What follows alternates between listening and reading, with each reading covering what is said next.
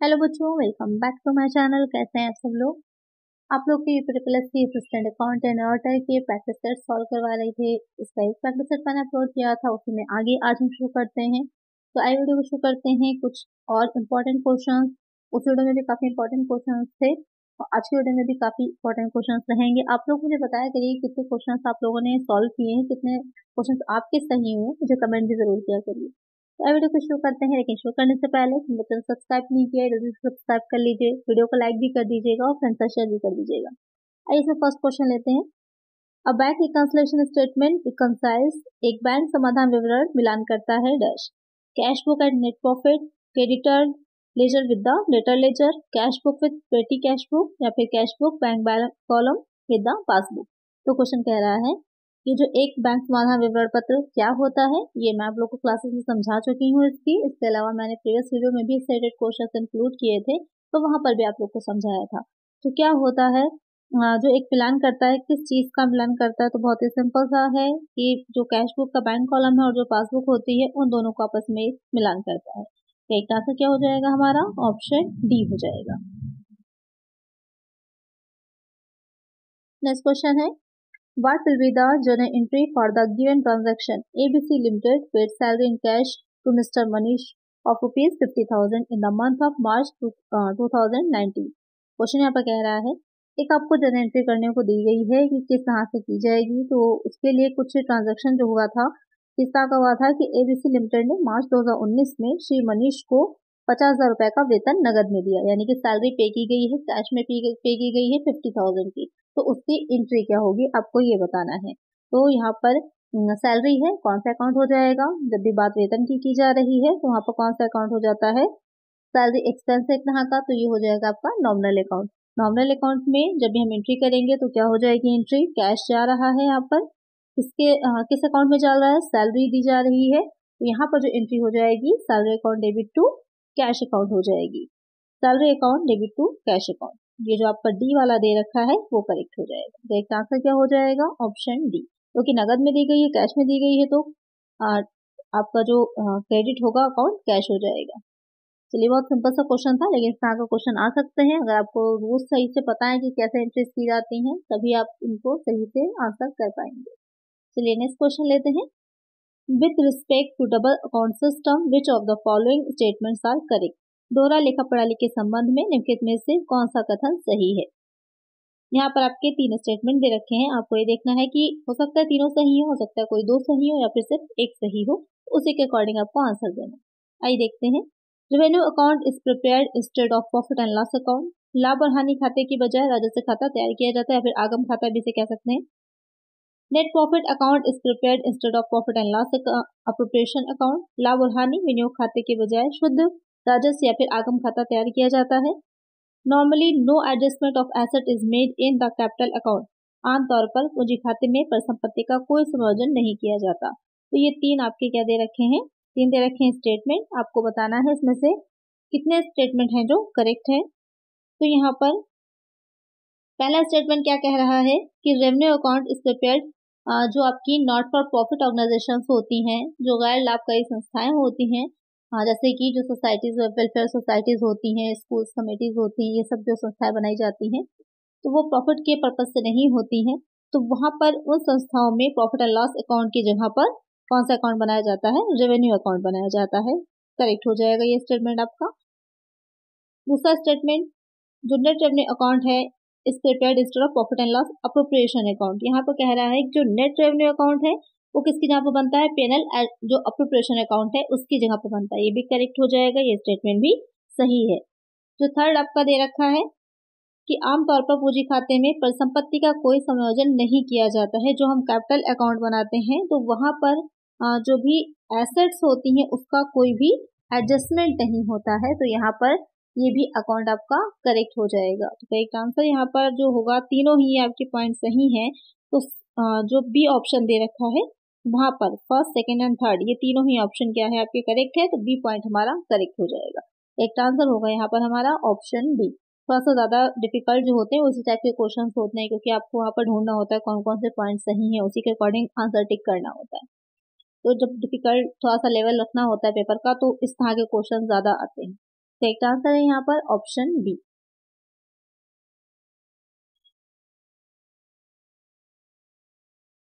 Next question है branch adjustment account is prepared by. शाखा संयोजन खाता बनाया जाता है डिपेंडेंट ब्रांच आश्रित शाखा द्वारा, head office of dependent branch आश्रित शाखा के प्रधान कार्यालय द्वारा, head office of independent branch स्वतंत्र शाखा के प्रधान कार्यालय द्वारा, या फिर इनमें से कोई नहीं। तो यहाँ पर कह रहा है कि ब्रांच एडजस्टमेंट अकाउंट जो बनाया जाता है वो किसके द्वारा बनाया जाता है, कौन उसको बनाता है। तो जो ब्रांच एडजस्टमेंट अकाउंट होता है वो कौन बनाएगा, एडजस्टमेंट, क्योंकि ब्रांच के अपने कुछ अलग तरह की ब्रांचेस होती हैं, कोई डिपेंडेंट इंडिपेंडेंट होती हैं, स्वतंत्र होती हैं, तो वहाँ पर जो आपकी शाखाएं होती हैं उनकी अलग अलग अपने अकाउंट्स बनाती हैं अगर, तो वहाँ पर उनके अकाउंट्स के साथ जो मेन आपका हेड ऑफिस है उनको अपने मेन बैलेंस शीट में मेन अकाउंट में संयोजन करना पड़ता है, एडजस्टमेंट करना पड़ता है। तो कौन बनाएगा उसे, जो आपका हेड ऑफिस का होता है वो बनाता है, head office of dependent branch. तो एक आंसर क्या हो जाएगा हमारा ऑप्शन बी। इसमें क्या क्या चीजें होती हैं या क्या चीजें दिखाई जाती हैं तो मैंने आप लोग को पढ़ाया भी हुआ है इसमें।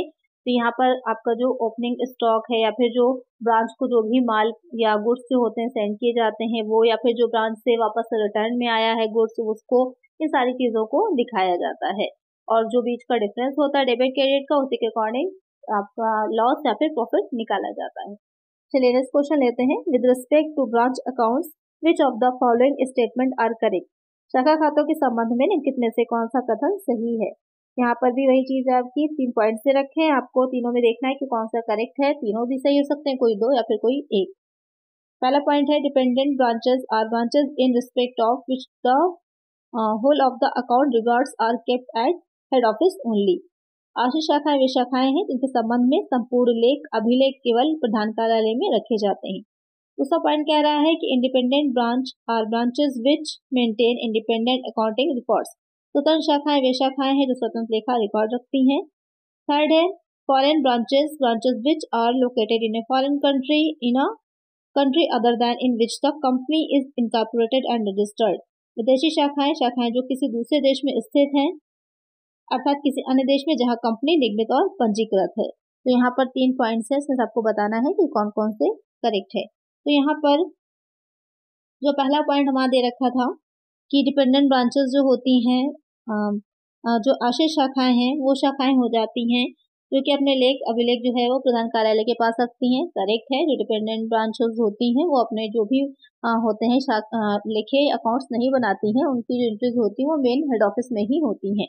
तो ये वाला पॉइंट क्या है, करेक्ट हो जाएगा। फिर दूसरा पॉइंट जो कह रहा है कि स्वतंत्र शाखाएं स्वतंत्र लेखा रिकॉर्ड रखती हैं, ये भी करेक्ट है। और थर्ड वाला जो कह रहा है फॉरेन ब्रांच, तो नाम से ही क्लियर है, फॉरेन का मतलब है अपने जिस भी कंट्री में मेन वो इनकॉर्पोरेट हुई है, रजिस्टर्ड का उसका ऑफिस है, वहां पर उसका मेन हेड ऑफिस होगा। बाकी जगहों पर अलग अलग कंट्रीज में उसकी ब्रांचेस होती हैं, तो वहां पर क्या हो जाएगा, वो फॉरेन ब्रांच कहलाती है। ये तीनों ही करेक्ट है। तो करेक्ट आंसर क्या होगा हमारा, देख लीजिए, फर्स्ट सेकेंड एंड थर्ड जिसमें होंगे तो वो ए ही पॉइंट में दे रखा है, तो एक आंसर हमारा ए हो जाएगा। नेक्स्ट क्वेश्चन लेते हैं। विच of the following expenses can not B appropriated in various departments.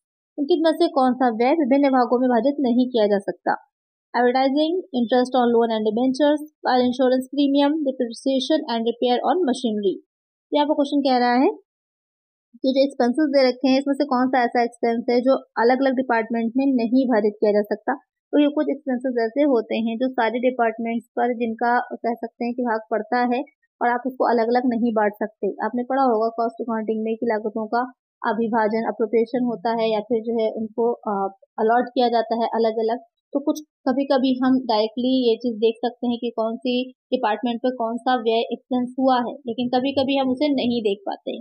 तो यहाँ पर जो पूछ रहा है कि कौन सा व्यय है जिसे हम नहीं बांट पाएंगे, तो वह हो जाता है आपका interest on loan and debentures, ऋण और विपत्रों पर ब्याज। जब ऋण और विपत्रों पर ब्याज होता है तो वो ऐसा एक्सपेंस है जिसे कि आप अलग अलग नहीं बांट सकते, बाकी सबको आप बांट सकते हैं।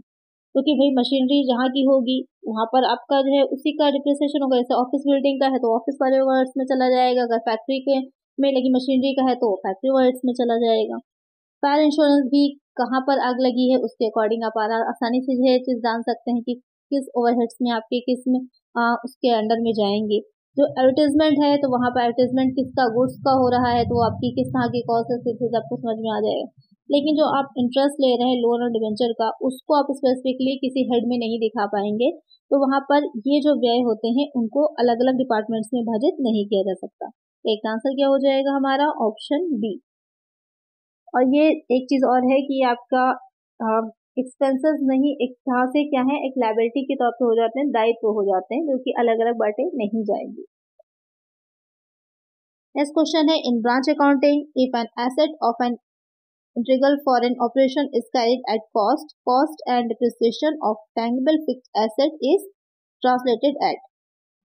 शाखा लेखांकन में यदि एक अभिन्न विदेशी परिचालन की संपत्ति को लागत और मूर्त अचल संपत्तियों के मूल्य ह्रास पर अनुवादित किया जाता है, opening exchange rate, closing exchange rate, average exchange rate या फिर exchange rate at the date of purchase of asset. यहाँ पर कहने का मतलब ये है कि किसी फॉरेन ऑपरेशन में कोई मूर्त संपत्ति अगर है तो वहां पर जो उसकी लागत होती है या उस पर जो डिप्रिसिएशन लगता है वो किस दर पे होता है, उसकी रेट क्या होती है, ये आपसे क्वेश्चन में पूछ रहा है। तो यहाँ पर क्या रेट होती है उसकी? तो वो हो जाती है आपकी exchange rate at the date of purchase of asset. जिस टाइम पर वो एसेट को परचेज किया जा रहा है उस टाइम पर जो भी प्रचलित होगा, जो भी यूज किया जा रहा होगा एक्सचेंज रेट, उसी पर आपको लेना है। एक आंसर हो जाएगा ऑप्शन डी, कि जो अकाउंट्स वगैरह बनाए जाएंगे तो वहां पर उसी रेट पर ही दिखाया जाएगा जो उस टाइम पर परचेज के समय होगा। तो नेक्स्ट क्वेश्चन है, अ machine was purchase 2 years back for 50,000 and depreciation is charged at rupees 25% per annum on diminishing balance basis, what is the present to book value। 2 साल पहले एक मशीन थी जो 50,000 में खरीदी गई थी और उस पर जो डिप्रिसिएशन चार्ज होता था वो 25% का होता था वार्षिक। ह्रासमान शेष के आधार पर चार्ज किया जाता है। उसकी वर्तमान बुक वैल्यू आपको ये नहीं बताना है कि करंट में उसकी पुस्तकीय मूल्य क्या होगा, जो बुक्स में दिखाया जा रहा है वो वैल्यू क्या होगी। आपको ये बता दिया है कि कोई मशीनरी 2 साल पहले खरीदी गई थी, डिप्रिसिएशन वैल्यू थी उसकी 25%। डिप्रिसिएशन जो चार्ज किया जाता था डिमिनिशिंग बैलेंस मेथड से चार्ज किया जाता था। अब आपको बताना है कि 2 साल बाद बुक में उसकी वैल्यू क्या होगी, इसको हमें सॉल्व करना। अब वो कैसे सॉल्व करेंगे आइए देखते हैं। इसको निकालने के लिए हम दोनों वर्ष का अलग अलग निकालेंगे। तो अलग निकालने के लिए पहले वर्ष का फर्स्ट ईयर का जब हम इसे सॉल्व करेंगे तो फर्स्ट ईयर में कितना है, आपकी जो परचेज की गई थी तो वैल्यू थी 50,000 की। तो 50,000 पर कितने परसेंट की दर से निकालना है? 25% से। तो 25% से जब हम इसको निकालेंगे तो कितना आ जाएगा आपका डिप्रिसिएशन जो निकल करके आएगा पहले साल का फर्स्ट ईयर का, वो हो जाएगा 12,500। जब इसे आप सॉल्व करिएगा 0 से 0 कटेगा, उसके बाद मल्टीप्लाई कर दीजिएगा तो 12,500 डिप्रिसिएशन हो जाएगा फर्स्ट ईयर का। अब जब फर्स्ट ईयर का डिप्रिसिएशन होगा उसके बाद इसमें से हम जो सेकंड ईयर का जब निकालेंगे डिप्रिसिएशन, तो क्या करते हैं सेकंड ईयर का डिप्रिसिएशन निकालते टाइम हम इसमें से जो पहले का डिप्रिसिएशन होता है उसको लेस कर देते हैं। तो 50,000 में से अब हम इसमें से लेस कर देंगे 12,500, क्योंकि ये तो डिप्रिसिएशन लग गया। अब इतनी एसेट जो थी हमारी क्या हुई, समाप्त हो गई। तो अब जितनी बचेगी उस पर हम आगे निकालेंगे। तो कितनी बचेगी आपकी यहाँ पर 37,500। तो सेकेंड ईयर का जब निकाला जाएगा इस पर तो 37,500 की वैल्यू पर निकाला जाएगा। 37,500 कितना हो जाएगा, रेट आपका वही रहेगा कितना 25% अपॉन हो जाएगा 100। इसी तरह अगर 5 साल का दे रखा होता तो आगे हम निकालते चले जाते कि फिर इसका निकालते, फिर लेस करते उससे 37,500 में से, फिर थर्ड ईयर में हो जाता। जितने भी वर्ष का क्वेश्चन आपके दे रखा उसी हिसाब से आपको निकालना है। यहाँ पर 0 से 0 चला जाएगा, मल्टीप्लाई करिएगा आपस में, या फिर इस तरह से भी कर सकते हैं। अगर आप 25 से 100 को डिवाइड करिएगा डिवाइडेड बाय 4 हो जाएगा। उसके बाद आप जो है 4 से वो कर दीजिए डिवाइड इसको, उसमें डिवाइड करने पे आएगा 9,375, 9,375। तो यहाँ पर आप क्वेश्चन में आपके ध्यान दीजिएगा क्या पूछ रहा है। क्वेश्चन में आपसे पूछ रहा है कि कितनी अब संपत्ति बची है जिसको कि हम अपनी बुक में दिखाएंगे, बुक वैल्यू कितनी होगी। तो अब बुक वैल्यू कितनी होगी, जो हमारा 37,500 का था उसमें से हम लेस कर देंगे जो हमारा डिप्रिसिएशन अब निकल करके आया है 9,375 का, 9,375 का, इसको हम लेस कर देंगे तो कितना बचेगी हमारे पास, जो अब एसेट बचेगी जो हम बुक्स अपने दिखाएंगे 28,125, 28,125 की। इसे ही हम दिखाएंगे अपनी बुक्स में। तो अब देखते हैं इसको कहाँ पर आपका ऑप्शन में ये वैल्यू दे रखी है। तो ये जो वैल्यू दे रखी है आपकी ये ए पॉइंट में दे रखी है, यही हो जाएगा हमारा करेक्ट आंसर। क्वेश्चन पे ध्यान दीजिएगा कि क्या पूछ रहा है। अगर आपसे डिप्रिसिएशन की वैल्यू पूछेगा तो आपको डिप्रिसिएशन की वैल्यू बतानी होगी, लेकिन यहाँ पर आपसे पूछ रहा था कि अब बुक वैल्यू क्या है उस एसेट की, तो आपने वो निकालनी है, तो उसके लिए डिप्रिसिएशन लेस करना होगा। मेथड कौन सा पूछ रहा है ये भी ध्यान रखिए। कभी कभी स्थायी प्रभाग पद्धति होती है तो सीधे सीधे आप 50,000 इंटू 25 इंटू 2 कर देते हो कि 2 साल का था, अपॉन में 100 आता, सॉल्व करते जितना भी आता आपको लेस करते, आपकी एसेट आ जाती निकल करके। यहाँ पर लेकिन ह्रासमान पद्धति यानी कि डिमिनिशिंग वैल्यू से पूछ रहा है, तो उसी के अकॉर्डिंग आपको अपना आंसर देना है। चलिए नेक्स्ट क्वेश्चन लेते हैं। Imprest system float is allowed in the case of अग्रदाय प्रणाली फ्लोट का डैश के मामले में अनुगमन किया जाता है। पेटी कैश बुक, खुदरा रोकड़ बही में, सेल्स बुक में, या फिर पासबुक में, या फिर कैश बुक में। तो जो इम्प्रेस सिस्टम होता है उसका यूज कहाँ होता है या फिर कहाँ किया जाता है, तो इस प्रणाली का यूज जो होता है वो पेटी कैश बुक में किया जाता है, जो खुदरा रोकड़ बही होती है। अब खुदरा रोकड़ बही क्या होती है कि जो डेली के छोटे मोटे खर्चे होते हैं उनको करने के लिए एक पेटी कैश बुक बनाई जाती है, तो उसमें सारा लेखा जोखा होता है, जैसे ब्रेकफास्ट है, चाय नाश्ते का है, पेंसिल है, जो स्टेशनरी लगती है ऑफिस वगैरह में, जो रोजमर्रा के छोटे मोटे जो डिपार्टमेंटल एक्सपेंसेस होते हैं उन सब के लिए, तो उन खर्चों का लेखा इसमें किया जाता है। तो इसमें अग्रदाय प्रणाली जो होती है इम्प्रेस सिस्टम का यूज किया जाता है। एक आंसर हो जाएगा ऑप्शन। नेक्स्ट क्वेश्चन है, dash is created for unknown liability. Dash को अज्ञात दायित्वों के लिए बनाया जाता है। Provision for taxation, reserve for bad debt, reserve, provision. Question कह रहा है कि अज्ञात दायित्वों के लिए जो बनाया जाता है कौन सा ऐसा अकाउंट होता है जिसको खोला जाएगा कि ऐसे एक्सपेंसेस या ऐसे सारी लायबिलिटीज जिनका पहले से आइडिया नहीं है लेकिन हो सकते हैं, तो पहले से ही प्रोविजन कर लिया जाता है। तो वो कौन हो जाएंगे, तो नाम से ही क्लियर हो रहा है आपको, जो रिजर्व्स होते हैं, रिजर्व को बनाया जाता है उनके लिए। अच्छा, यहाँ पे एक चीज ध्यान दीजिएगा कि अननोन लायबिलिटी पूछा है, अज्ञात दायित्व। काफी बच्चे यहाँ पर कंफ्यूज हो जाएंगे, उनको लगेगा कि प्रोविजन फॉर टैक्सेशन, लेकिन यहाँ पर साफ साफ क्लियर कह रहा है ना, प्रोविजन फॉर टैक्सेशन पता है ना किस चीज के लिए कर रहे हैं, करों के लिए प्रावधान कर रहे हैं, तो ये अननोन नहीं हुआ, ये नोन हो गया। प्रोविजन सोच करके आप सीधे सीधे लगा देंगे आंसर, तो ये गलत हो जाएगा। और यहाँ पर जो प्रोविजन दे रखा है सिर्फ आपका प्रावधान, तो एक चीज क्लियर कर लीजिएगा, जो प्रावधान प्रोविजन होता है वो नॉन जो आपकी लायबिलिटीज हैं, कोई नॉन आपको फ्यूचर में चीजें आ सकती हैं, दायित्व आ सकते हैं, लॉस हो सकता है, तो उसके लिए बनाया जाता है। लेकिन जो रिजर्व होता है, संचय होता है, संचय बनाए जाते हैं कि जो अज्ञात है, अचानक से कोई भी आपकी लायबिलिटी आ सकती है, आपको नहीं आइडिया है, उसको पूरा करने के लिए रिजर्व बनाए जाते हैं, ना कि प्रोविजन। तो ऐसे बच्चे इन दोनों में कंफ्यूज होंगे। प्रोविजन आपका नॉन लायबिलिटीज के लिए होता है और जो रिजर्व होते हैं वो अननोन के लिए। तो यहाँ पे एक आंसर हो जाएगा ऑप्शन सी।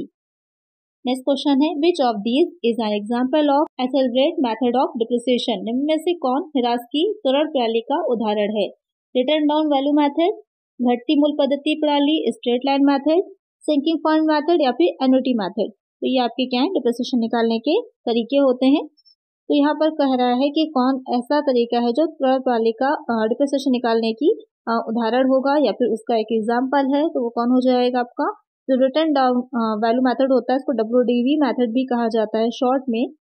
उस मेथड में इसका यूज होता है। ये प्रणाली है क्या, तो इसमें आपको क्या रहता है, मेनली जब इनकम टैक्स में डिप्रिसिएशन चार्ज कर रहे होते हैं तो वहाँ पर WDV मेथड का ही यूज किया जाता है, उसे से ही चार्ज किया जाता है। इसमें क्या होता है कि स्टार्टिंग में जो डिप्रिसिएशन लगाया जाता है वो ज्यादा दर से लगाया जाता है, और बाद के वर्षों में क्या होता है, धीरे धीरे वो दर कम हो जाती है। इसी वजह से क्या कहा जाता है, घटती ह्रास पद्धति एक तरह से है, इसका उदाहरण समझ लीजिए कि घटते उससे लगाया जाता है। तो एक आंसर क्या हो जाएगा हमारा, option A.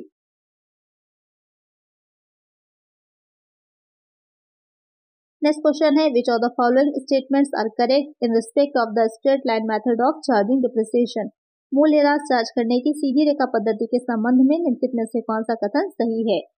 It is easy to use, या प्रयोग करने में आसान है। It is recognised by accounting standard 6 issued by ICAI, या ICAI द्वारा लेखा मानक 6 द्वारा मान्यता प्राप्त है।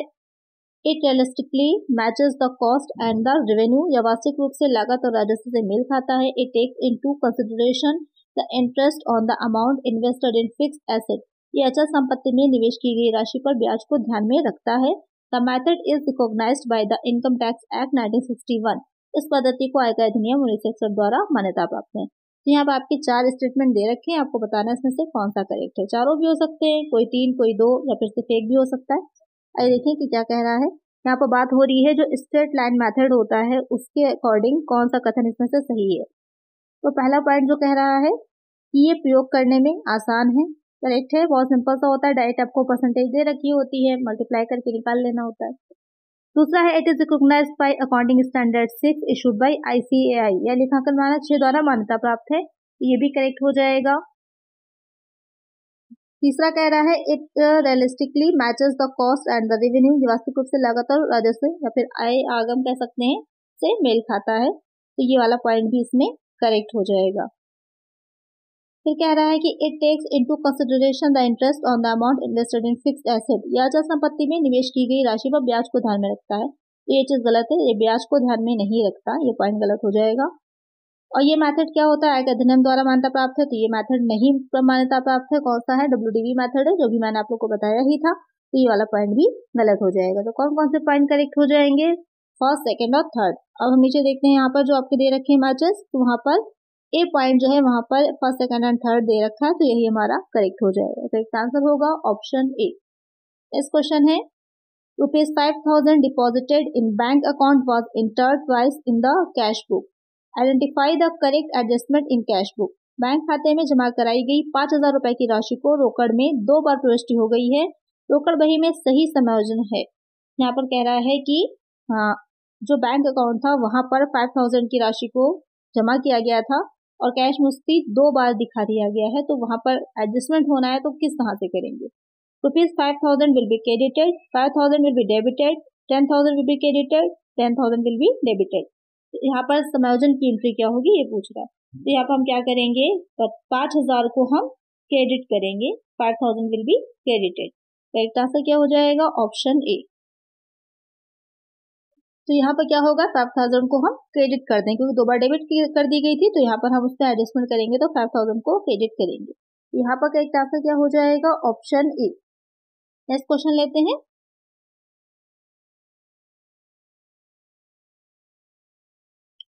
नेक्स्ट क्वेश्चन है financial statements are mainly prepared for, वित्तीय विवरणों को मुख्य रूप से तैयार किया जाता है ओनली इंटरनल यूज, केवल आंतरिक प्रयोग के लिए, वेरियस स्टेक होल्डर्स, विभिन्न हितधारकों के लिए, गवर्नमेंट शासन के लिए, क्रेडिटर्स ऑफ द बिजनेस, व्यापार के ऋणदाता के लिए।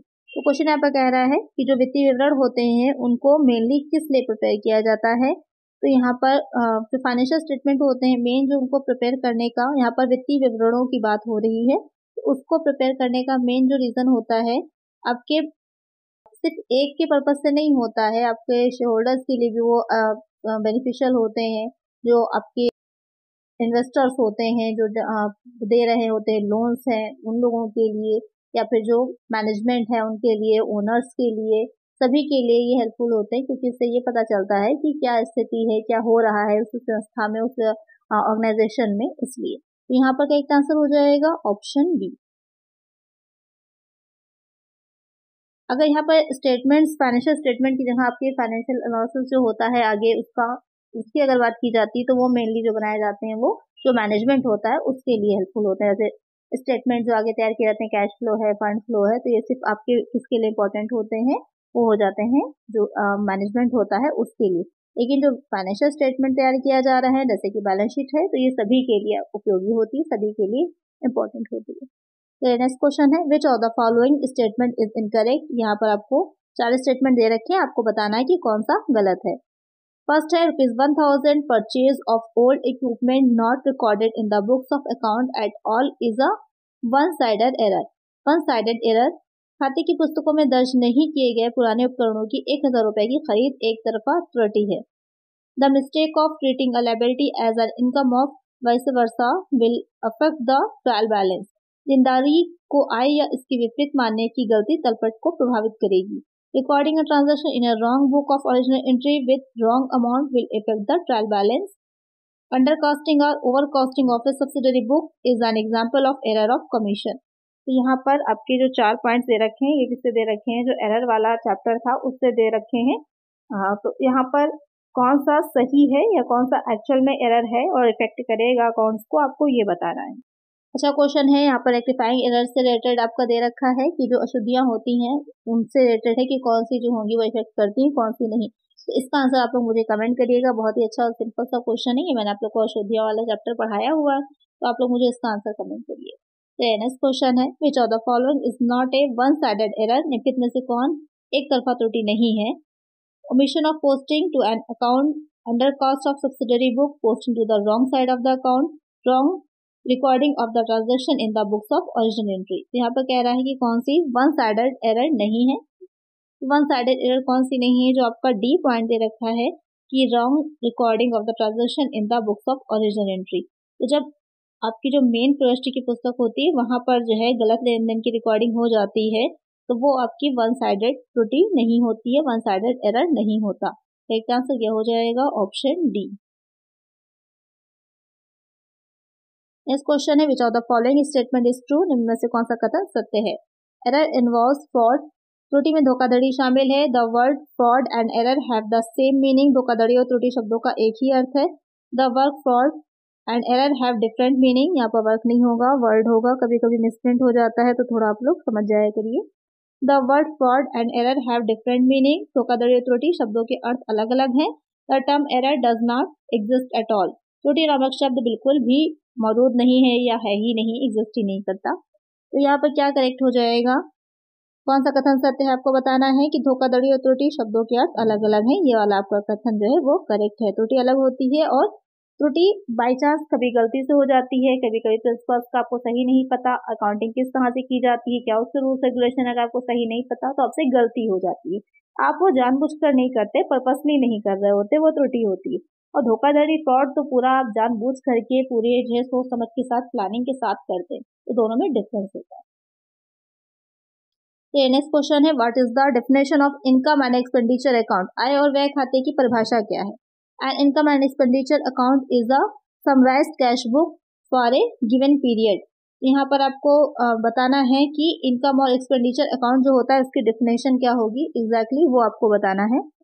कि पहला पॉइंट जिसमें कह रहा है कि इनकम और एक्सपेंडिचर अकाउंट जो है वो एक समराइज्ड जो है cash book for a given period, एक गिवन टाइम की एक स्पेसिफिक पीरियड के लिए समराइज करता है, सारांशित करता है कैश बुक की तरह।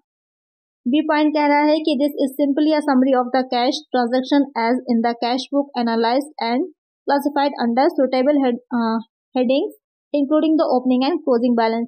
ये केवल कैश बुक में नकदी लेन देन का सार है जो कि खोलने और समापन शेष सहित उपयुक्त शीर्षकों के अंतर्गत वर्गीकृत, विश्लेषण और वर्गीकृत किया जाता है। सी पॉइंट कह रहा है the account through which surplus और deficit of a non profit seeking concern is ascertain is called income and expenditure account. इस खाते के माध्यम से गैर लाभकारी मांग की अधिशेष या कमी का पता लगाया गया उसे अव्यय खाता कहा जाता है या फिर ननावधि में से कोई भी नहीं। जब आपको बताना है कि करेक्ट कौन सा है, तो इसमें से जो करेक्ट है वो आपका सी पॉइंट करेक्ट हो जाएगा। कि पहले ही बताया था मैंने, जो इनकम एंड एक्सपेंडिचर अकाउंट होता है वो नॉट प्रॉफिट सीकिंग कंसर्न के लिए होता है, गैर लाभकारी संगठन जो होते हैं उनके द्वारा बनाया जाता है ये अकाउंट, और उनकी सरप्लस या फिर डिफिसिट को बताता है। तो करेक्ट आंसर हो जाएगा ऑप्शन सी। चलिए नेक्स्ट क्वेश्चन लेते हैं। With respect to sectional ledger which of the following statement is incorrect? अनुभागीय बही खाता के संबंध में निम्नलिखित में से कौन सा कथन गलत है? यहाँ पर आपको बताना है कि रॉन्ग स्टेटमेंट कौन सा है। Controls account are prepared in journal ledger only, the names of these control accounts are total debtor accounts and total creditors account. यहाँ पर कह रहा है जो नियंत्रण खाते केवल सामान्य खाता बही में तैयार किए जाते हैं, इन नियंत्रण खातों के नाम कुल देनदार खाते और कुल लेनदार खाते होते हैं। तो यहाँ पर करेक्ट हो जाएगा ये पॉइंट। सेकंड कह रहा है double entry system is completed in the journal ledger only, द्वा लेखा प्रणाली सामान्य खाता बही में ही पूरा हो जाता है, करेक्ट है। और trial balance can not be prepared only for the journal ledger, तलपट केवल सामान्य खाता बही से तैयार नहीं किया जा सकता, गलत है। यही वाला पॉइंट आपका गलत हो जाएगा जो सी कह रहा है कि जो ट्रायल बैलेंस है वो आपका जर्नल लेजर से नहीं पूरा हो सकता, जर्नल लेजर ही से ही पूरा हो जाता है आपका। जब लेजर की जो बाकी होती है वही निकाल के तो ट्रायल बैलेंस बनाया ही जाता है, तो यहाँ पर उसी से ही पूरा हो जाता है। तो करेक्ट आंसर करेक्ट क्या है यहाँ पर पूछा है आपसे कि इनकरेक्ट कौन सा है, तो इसमें इनकरेक्ट जो है वो सी वाला पॉइंट है। एक बार डी भी देख लेते हैं। Personal ledger namely debtors ledger and creditors ledger have no control account, व्यक्तिगत बही खाता अर्थात देनदार का खाता बही और लेनदार का खाता बही का कोई नियंत्रण खाता नहीं है, तो ये भी आपका सही है, गलत हो जाएगा ऑप्शन सी। नेक्स्ट क्वेश्चन है with regard to the self-balancing ledger system, which of the following statement is correct? स्वसंतुलन खाता बही प्रणाली के संबंध में निम्नलिखित में से कौन सा कथन सही है? यहाँ पर दो स्टेटमेंट दे रखे हैं, आपको ये बताना है कि इन दोनों स्टेटमेंट में से हो सकता है दोनों सही हो सकता है एक कोई सही हो या फिर दोनों ही गलत हो। पहला पॉइंट है, under self balancing ledger system each ledger is prepared according to the double entry system and a complete balance statement can also be prepared taking the balance of the ledger account. स्वसंतुलन खाता बही प्रणाली के अंतर्गत प्रत्येक खाता बही को दोहरी प्रविष्टि प्रणाली के अनुसार तैयार किया जाता है और खाता बही लेखा की शेष राशि को लेकर एक पूर्ण शेष परीक्षण भी तैयार किया जा सकता है। सेकेंड स्टेटमेंट कह रहा है the principle of double entry are followed within the account itself. खाते के भीतर ही दोहरी प्रविष्टि के सिद्धांतों को पूरा किया जाता है। तो यहाँ पर ये जो दोनों पॉइंट दे रखे हैं आपके दोनों ही करेक्ट हैं। जब सेल्फ बैलेंसिंग सिस्टम की बात की जाती है तो वहाँ पर हम उसकी सहायता से या उस प्रणाली में कह सकते हैं कि जो जितनी भी खाता बही होती है एक अलग ट्रायल बैलेंस निकाला जाता है और वहाँ पर आपका जो उस प्रणाली के अंतर्गत दोहरी प्रविष्टि प्रणाली के अनुसार तैयार किया जाएगा और इसमें शेष राशि होती है एक पूर्ण शेष परीक्षण भी जो भी मैंने कहा ट्रायल बैलेंस अलग से तैयार हो जाता है। स्टेटमेंट 1 भी करेक्ट है आपका और स्टेटमेंट 2 भी करेक्ट है। तो करेक्ट आंसर यहाँ पर हो जाएगा both statement first and second are correct. Correct answer हो जाएगा ऑप्शन ए। नेक्स्ट क्वेश्चन है in final accounts abnormal loss of stock is entered in. अंतिम खातों में स्टॉक की असाधारण क्षति लिखी जाती है। Trading account only, profit and loss account only, both A and be balance sheet. Question में कह रहा है कि जो फाइनल अकाउंट्स तैयार किए जाते हैं तो वहां पर जो अबनॉर्मल लॉस होता है उसको हम कहाँ पर दिखाते हैं, कहाँ पर उसकी एंट्री की जाती है। तो उसकी एंट्री जो की जाती है ट्रेडिंग अकाउंट और प्रॉफिट एंड लॉस अकाउंट दोनों ही जगह पर की जाती है। तो करेक्ट आंसर होगा ऑप्शन सी। तो यहाँ पर जो क्वेश्चन में कह रहा है क्योंकि जो असाधारण क्षति होती है अबनॉर्मल लॉस होता है जब जैसे कि कोई माल है कोई गुड्स है अगर अग्नि के द्वारा नष्ट हो रहे हैं या किसी और तरह से उसमें हानि हो रही है जिससे कि क्षति हो रही है तो वहां पर जो परचेज अकाउंट है उसको क्रेडिट किया जाएगा और जो भी लॉस होता है उसको डेबिट किया जाता है। और क्षतिपूर्ति बीमा कंपनी से क्योंकि अगर बीमा इंश्योरेंस कराया गया है तो वहां पर क्षतिपूर्ति भी मिलेगी। तो अगर कंपनसेशन किसी तरह का मिलेगा तो उसे जो प्रॉफिट एंड लॉस अकाउंट होगा उसके क्रेडिट साइड में भी दिखाया जाएगा। तो इस तरह से दोनों में ही दिखाया जाता है। एक आंसर क्या हो जाएगा ऑप्शन सी।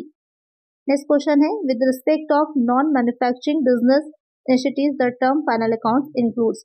गैर विनिर्माण व्यावसायिक संस्थाओं के संबंध में अंतिम खाता शब्द में शामिल है trading account, profit and loss account, balance sheet.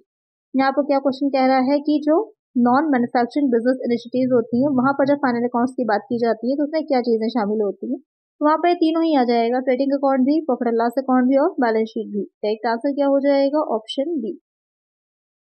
और जो मैन्युफैक्चरिंग इनिशिएटिव्स होती हैं यानी कि जो निर्माण संस्थाएं होती हैं वो एक अकाउंट और बनाती हैं तो मैन्युफैक्चरिंग अकाउंट होता है उसको भी तैयार करती हैं। यहाँ पर क्योंकि आपका नॉन मैन्युफैक्चरिंग बिजनेस इनिशिएटिव्स के बारे में पूछा है तो करेक्ट आंसर हो जाएगा option B.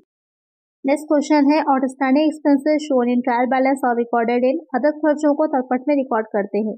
Debit side of profit and loss account, credit side of profit and loss account, asset, liability.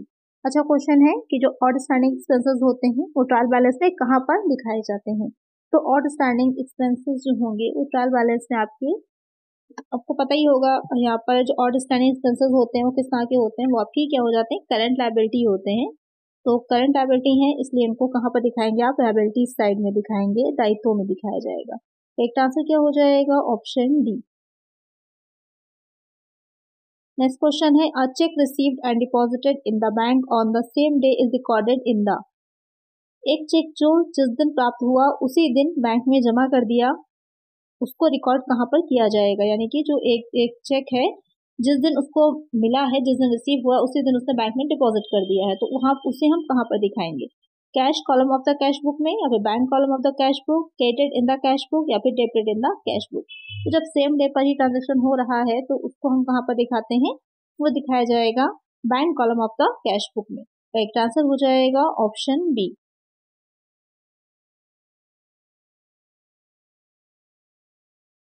Next question है the total of the debit side of discount column in cash represents. रोकड़ पुस्तक के debit पक्ष के छूट column का योग दर्शाता है। यहाँ पर आपको बताना है जो कैश बुक बनाई जाती है उसमें जो डिस्काउंट कॉलम होता है तो वहाँ पर जो उसका डेबिट साइड होगा वो क्या चीज दिखाती है, excess of discount allowed over discount received, excess of discount received over discount allowed, total of discount allowed या फिर total of discount received। तो क्या दिखाता है यहाँ पर रोकड़ पुस्तक के डेबिट पक्ष में जो आपका डिस्काउंट अकाउंट होता है वो दर्शाता है टोटल ऑफ डिस्काउंट अलाउड कि कितना जो है छूट या फिर कितनी कटौती दी गई है, अलाउ की गई है, वो दिखाएगा। तो एक आंसर क्या हो जाएगा? Option C. नेक्स्ट क्वेश्चन है, what is the limitation of trial balance? परीक्षा संतुलन की सीमा क्या है? परीक्षा संतुलन या फिर इसको आप जो है तलपट भी कह सकते हैं, उसकी सीमा क्या है? Trial balance only confirms that the total of all debit balances match the total of all credit balance। कि जो ट्रायल बैलेंस है वो ये बताता है कि या इस बात की पुष्टि करता है, कंफर्म करता है कि जो डेबिट बैलेंस और जो क्रेडिट बैलेंस है दोनों साइड इक्वल है या मेल खाते हैं। Trial balance given gives no proof that certain transactions have not been recorded at all। कि जो आपका तलपट होगा उसका कोई सबूत नहीं देता है, फिर कोई प्रूफ नहीं करता है कि लेन देन जो है वो ट्रांजेक्शन सारे ही दर्ज कर लिए गए हैं, दिखा दिए गए हैं। ट्रायल बैलेंस टोटल्स में agree in spite of error, त्रुटियों के बावजूद परीक्षा शेषा ही सहमत हो सकती है, यानी दोनों साइड कभी कभी हो सकता है जो आपके अकाउंट से उसमें एरर हो तब भी दोनों साइड मैच कर जाए। वो आपको मैंने पढ़ाया था कि कितने टाइप की होती है, तो बहुत से ऐसे टाइप भी होते हैं जो कि आपके ट्रायल बैलेंस मिल जाने के बाद भी पकड़े नहीं जाते। बहुत से ऐसी गलतियां होती हैं जो पूरी तरह क्लियर नहीं हो जाती कि ट्रायल बैलेंस अगर मिल ही गया है तो उसका मतलब आपका अकाउंट 100% सही है, ऐसा नहीं होता। या फिर ऑल ऑफ दिस सभी विकल्प, तो आपको बताना है कि ये सारी लिमिटेशंस हैं एक ट्रायल बैलेंस की या नहीं है। तो ये सारी ही लिमिटेशंस होती हैं। पहला एक ये चीज होती है कि केवल इस बात की पुष्टि कर देता है कि जो आपके जो अपने लेजर बनाए हैं, जितने भी आपके बैलेंस निकल करके आए हैं डेबिट साइड क्रेडिट साइड से मैच खा रहा है, तो आपने सारे बैलेंसेस को दिखा दिया है, इस बात की पुष्टि करेगा। साथ ही इस बात की भी कि दोनों साइड इक्वल हो जाने का मतलब यह नहीं है कि जो अकाउंट्स रखे गए पूरी तरह से करेक्ट हैं, और बहुत से ऐसी त्रुटियां होती हैं जो मिलने के बाद भी पकड़ी नहीं जा सकती। तो तीनों ही क्या है, लिमिटेशंस हैं, सीमाएं हैं ट्रायल बैलेंस की। तो इसका आंसर क्या होगा फिर हमारा? All of these, option D. Next question है, maintenance of personal account and cash account is called as. व्यक्तिगत खातों और नकदी खातों का अनुरक्षण डैश कहलाता है? Pure single interest system, simple single interest system, passive single interest system, या फिर none of the above. Question कह रहा है कि जो व्यक्तिगत खातों और नकदी खातों का, यानी कि जो हम पर्सनल अकाउंट और कैश अकाउंट्स बनाते हैं उनका मेंटेनेंस जो होता है तो वो किस सिस्टम में होता है, वो सिस्टम क्या कहलाता है या वो प्रणाली क्या कहलाती है? तो आपकी सिंपल सिंगल इंटरेस्ट सिस्टम या फिर सरल एकल पृष्ठ प्रणाली कहलाती है। तो कई का से यहाँ पर क्या हो जाएगा? Option B. क्योंकि इसमें क्या होता है कि जो ट्रांजैक्शन होते हैं इस प्रविष्टि में केवल एक ही खाता, एक ही अकाउंट होता है, वो प्रभावित होता है। उसी की खाते के में मूल्य या फिर उसकी वैल्यू में क्या कमी आई है या क्या सरप्लस है उसको दिखाता है। और इसमें मेनली जो चीजें आती हैं आपकी टैक्स पेमेंट है, कैश है, पर्सनल अकाउंट है या जो रिसीप्ट है, उनको ही उनका ही मेंटेनेंस किया जाता है। करेक्ट आंसर हो जाएगा ऑप्शन बी। नेक्स्ट क्वेश्चन है, which of the following is not recorded using adjust journal entries. निम्नलिखित में से कौन सा जर्नल प्रविष्टियों को समायोजन करने के लिए उपयोग नहीं किया जा सकता? Accrued expenses and accrued revenue, postpone, post paid expenses, non cash expenses, prepaid expenses और अनअर्न्ड रेवेन्यूज। तो आपको बताना है आपको कि ऐसे कौन सी चीजें हैं जिनकी जनरल प्रविष्टियां एडजस्टमेंट जर्नल एंट्रीज के लिए उपयोग में नहीं लाया जाता, जिनको या नहीं की जा सकती। तो यहाँ पर आपका जो पोस्ट पेड एक्सपेंसेस होते हैं, तो जो भी पोस्ट पेड होंगे या फिर जो आपके प्रीपेड होते हैं उनको इसमें शामिल नहीं किया जाता है, उनको नहीं किया जा सकता। तो यहाँ पर जो पोस्ट पेड एक्सपेंसेस होते हैं या पोस्ट पेड व्यय होते हैं उनका एडजस्टमेंट एंट्रीज जो होती है करने के लिए उपयोग नहीं किया जाता। तो करेक्ट आंसर क्या हो जाएगा? Option B.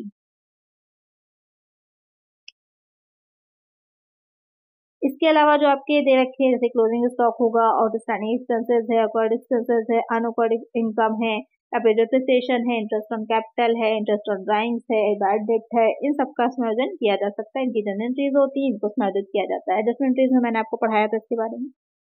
नेक्स्ट क्वेश्चन है, GST is divided into how many parts. GST को कितने भागों में विभाजित किया गया है? 2, 3, 4, 5। और सिंपल सा इजी सा क्वेश्चन है, आप सबको इसका आंसर पता होगा कि जीएसटी को कितने भागों में विभाजित किया गया। जल्दी से कमेंट में इसका आंसर मुझे बताइए कि कितने भागों में जीएसटी डिवाइड है।